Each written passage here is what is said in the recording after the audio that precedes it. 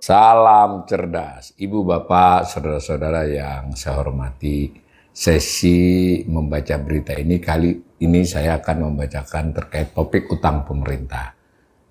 Ini sebetulnya banyak yang memberitakan, ini pertama kalinya selama tahun 2025 dan kebetulan di era Menteri Keuangannya itu Pak Purbaya menyampaikan posisi utang ya. Berapa sih utang pemerintah itu sekarang? Karena sejak Januari sampai sekarang itu belum pernah ada informasi. Padahal dahulu di tahun 2024 dan sebelumnya tiap bulan ada informasi dari pemerintah ya tentang berapa utang pemerintah tersebut, sisa utang atau posisi utang. Nah kali ini tiba-tiba ada informasi yang resmi karena itu disebut media gathering dari Kementerian Keuangan, artinya media diundang oleh Kementerian Keuangan. Nah banyak yang memberitakan, saya pilih Tempo karena Tempo menggalinya juga selain dari info itu meminta pendapat ekonomnya. Ini judulnya begini dari sisi Tempo. Utang pemerintah tembus 9.138 triliun, kata Kemenq masih moderat. Nah, di sini ada gambar dirijennya ya, namanya Direktorat Jenderal Pengelolaan Pembiayaan dan Risiko Kementerian Keuangan, Pak Suminto. Dahulu disebutnya Direktorat Jenderal ini kira-kira 2 periode lalu itu disebutnya Direktorat Jenderal Pengelolaan Utang ya. Sekarang Pengelolaan Pembiayaan dan Risiko. Nah ini di media gathering di Bogor tanggal 10 Oktober 2025. Beritanya begini, Kementerian Keuangan mencatat utang pemerintah pusat hingga akhir semester 2025. Berarti 30 Juni ya. Mencapai 9.138,05 triliun. Menurut Dirjen ini, jumlah tersebut masih dalam batas aman dan moderat dibandingkan negara lain. Itu yang digarisbawahi Tempo ya. Dia menyebutkan jumlah 9.138, lalu memberikan penilaian, klaim, assessment bahwa ini masih aman, moderat dibandingkan negara lain. Suminto menjelaskan, Pak Dirjen tadi ya, nilai utang tersebut setara dengan 39,86% terhadap produk domestik bruto (PDB). Angka itu kata dia mencerminkan posisi utang yang sehat dan terkendali. Ini cukup rendah dan moderat dibandingkan banyak negara lain, kata Suminto. Nah, saya bacakan ya. Ini sekali lagi kanal ini berulang kali ya mengatakan bahwa tidak bisa hanya dengan angka itu mengatakan aman dan terkendali. Ada negara-negara yang 40% ya terkena krisis utang gitu ya, tapi ada juga negara yang 100-200, Jepang lebih dari 200%, ya tidak ada tanda-tanda akan mengalami krisis utang. Jadi itu bukan angka yang bisa menjadi perbandingan antar negara, sebenarnya harus dibandingkan dalam perkembangan sejarah negara itu sendiri, itu yang paling utama. Tapi oke, saya bacakan lagi. Ia mengatakan, Pak Suminto tadi ya, posisi utang Indonesia masih jauh di bawah batas maksimal 60% dari PDB yang diatur dalam Undang-Undang Nomor 17 Tahun 2003 tentang keuangan negara. Pemerintah mengelola utang secara hati-hati, terukur dan sesuai kemampuan. Ini betul ya bahwa di bawah 60%-nya betul, tapi saya ulangi sekali lagi dalam berbagai kesempatan, angka 60% di undang-undang itu tidak disebut soal aman atau tidak, yang nggak boleh dilampaui. Beda ya. Kalau aman tidak aman itu kita harus melihat perspektif historis, kemudian juga kondisi lain-lain. Tapi ini betul Pak Dirjen mengatakan ini tidak lebih dari yang diatur undang-undang. Bahwa diakui oleh karena beliau Direktorat Jenderal yang mengelola ya, otomatis pemerintah mengelola utang secara hati-hati, terukur dan sesuai kemampuan. Ya wajar begitu toh menurut pejabat berat. Tapi pengamat itu juga boleh dong memberikan peringatan bahwa itu kurang hati-hati. Ini soal wacana ya. Nah, lalu dikatakan lagi nih, dari total 9.138 triliun, Suminto menjelaskan bahwa pinjaman pemerintah yang berupa pinjaman ya 1.157, ada pinjaman luar negerinya 1.108, ada pinjaman dalam negeri 49 triliun. Nah, bentuk keduanya utang dari surat berharga negara, ini terbesar 7.900 80, jadi lebih dari 90% adalah utangnya berbentuk surat berharga negara, surat utang ya. Nah, dari jumlah itu diinformasikan juga yang berdenominasi rupiah. Jadi surat utang yang dibuat pemerintah itu ada yang dinyatakan dalam rupiah, ada yang dinyatakan dalam valuta asing. Ini dibagi ya, yang paling banyak masih rupiah 6.484 triliun, yang asing kalau saya bulatkan 1.497 triliun. Sebetulnya ada cara menyajikan yang lain juga, ada yang dalam konvensional, ada yang syariah ya, makanya disebut SBN. Karena kalau disebut surat utang saja itu biasanya maksudnya hanya yang non syariah ya, yang konvensional. Karena itu diganti namanya menjadi SBN supaya terdiri dari surat utang konvensional dengan surat berharga negara syariah. Tapi kedua-duanya sebenarnya surat utang secara substantif.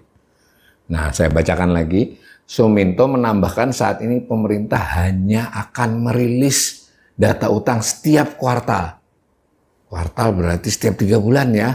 Jadi ini menarik ini. Ini sebuah pengakuan bahwa pemerintah tidak lagi akan mempublikasikan data per bulan.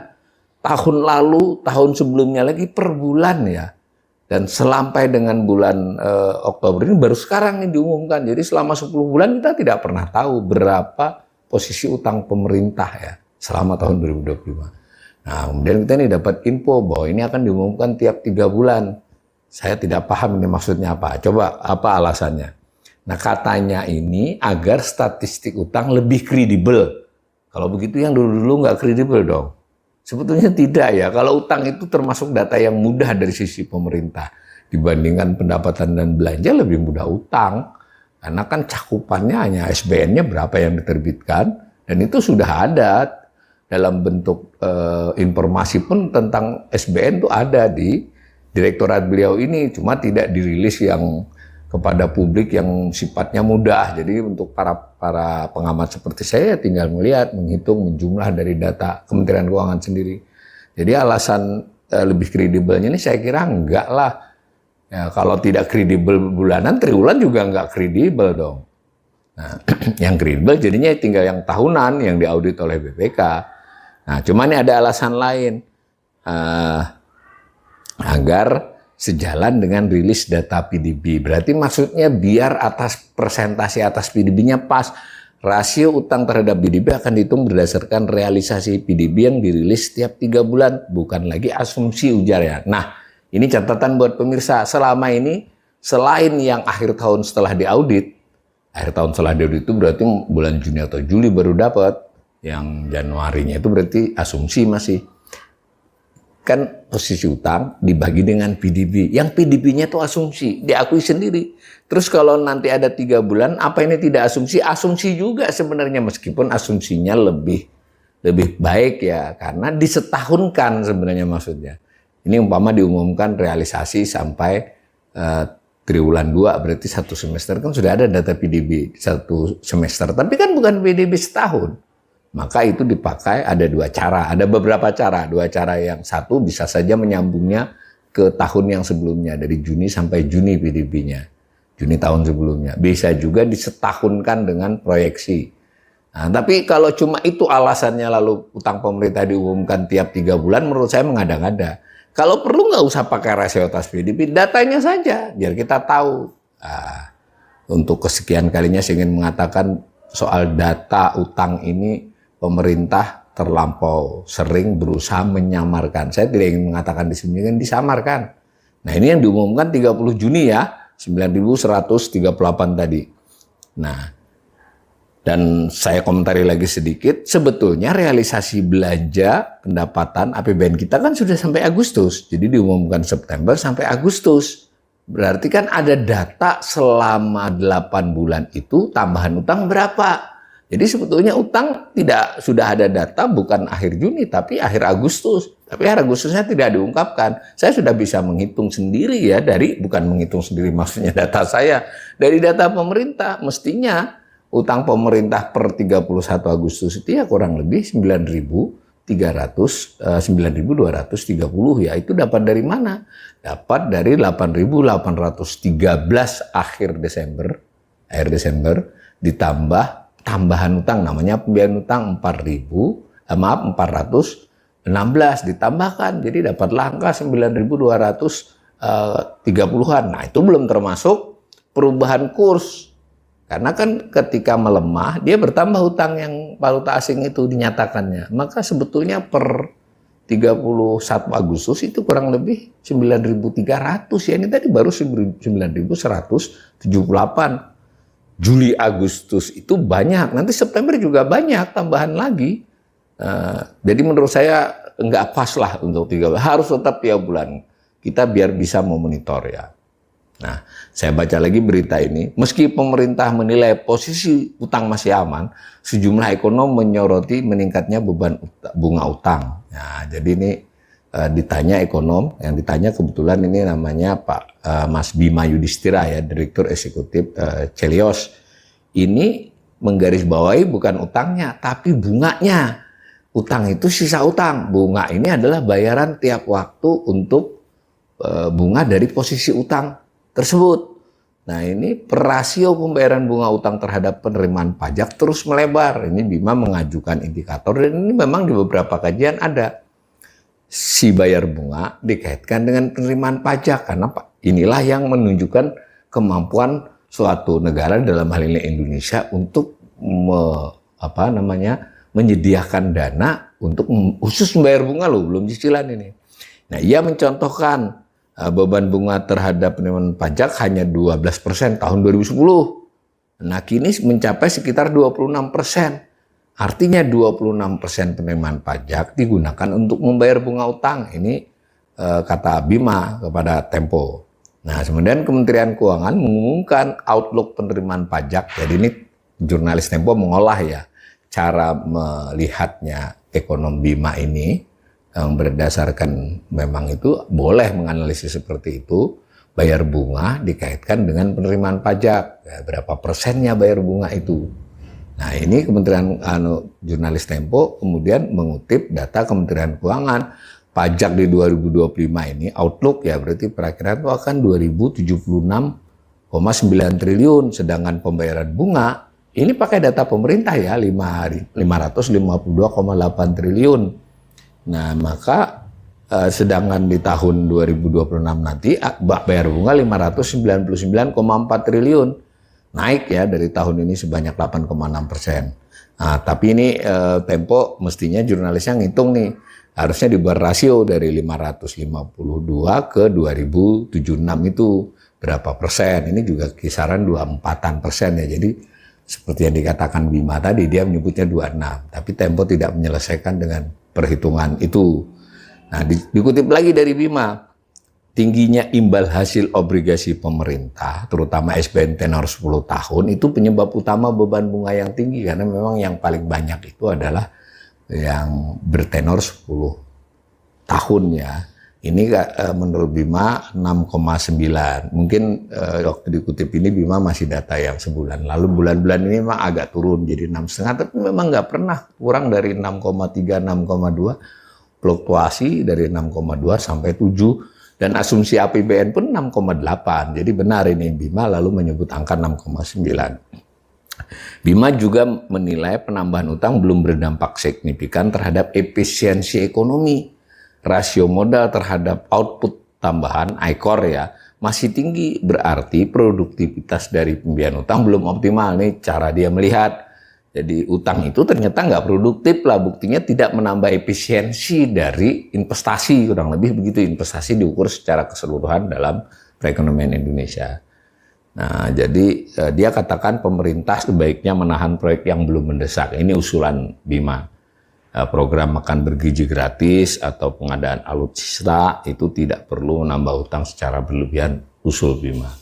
Kemudian ekonom lain yang ditanyai komentarnya oleh Tempo, kebetulan saya sendiri ya, ekonom Bread Institute Awali Rizki menambahkan rasio beban utang terhadap pendapatan atau debt service ratio sudah mencapai 45% pada 2024, jauh di atas rekomendasi IMF yang hanya 25 hingga 35%. Jadi penekanan saya adalah kalau tadi Bima bunga, lalu dia cara menyodorkan indikator bunga dibandingkan pajak, saya menyodorkan indikator yang lebih umum lagi sebetulnya dalam berbagai analisis di buku ajar, di teks, bahkan ya sampai sekarang pun diterbitkan oleh berbagai lembaga internasional cara menghitung itu, yaitu beban utang. Beban utang itu bunga dan cicilannya dibandingkan dengan pendapatan negara.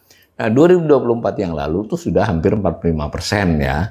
Tahun ini mungkin turun sedikit di 43%. Tahun 2026 bisa naik lagi. Jadi di atas 40%. Padahal rekomendasi IMF itu 25-35%. Berdasarkan indikator ini tidak aman. Dan itu ada rekomendasinya, best practices internasionalnya. Jadi saya dikutip nih, sulit menurunkannya pada 2025 karena target pendapatan yang sedang berjalan ini kemungkinan tidak tercapai, itu pendapat saya. Ia juga menyoroti pembayaran bunga utang, saya dimaksud ya, kini menjadi pos terbesar dalam belanja negara, bahkan melampaui belanja pegawai. Selama 2 tahun terakhir, pembayaran bunga utang sudah menjadi yang terbesar dalam APBN, ini 2024 dan 2025. Sedangkan 2026 sebetulnya sudah mulai berbalik lagi, bunga menjadi nomor 2, yang nomor 1 adalah belanja barang. Dan itu juga bukan berarti positif, karena di dalam belanja barang itu barang dan jasa, termasuk konseling, rapat yang semula mau diefisienkan, sekarang juga tetap dialokasikan besar, karena kementerian dan lembaganya makin besar. Ya, itu yang paling besar di 2026, bunga di bawahnya nomor 2, nah, hampir 600 triliun. Jadi bagaimanapun bunga terus-menerus menjadi jenis belanja yang besar, bahkan terbesar di APBN. Maka beban kedepannya tentang utang ini disebut tadi moderat apa itu ya, kalau pengamat itu sudah sering banget mengingatkannya ekonom. Utang ini adalah masalah paling serius APBN kita. Bukan jumlahnya saja, jumlahnya mungkin bisa di-manage dengan istilahnya revolving, diatur restrukturisasi. Tapi yang tidak bisa diatasi sampai saat ini adalah bebannya. Beban yang tertingginya adalah bunga utang. Mudah-mudahan informasi dari saya ini berguna buat para pemirsa.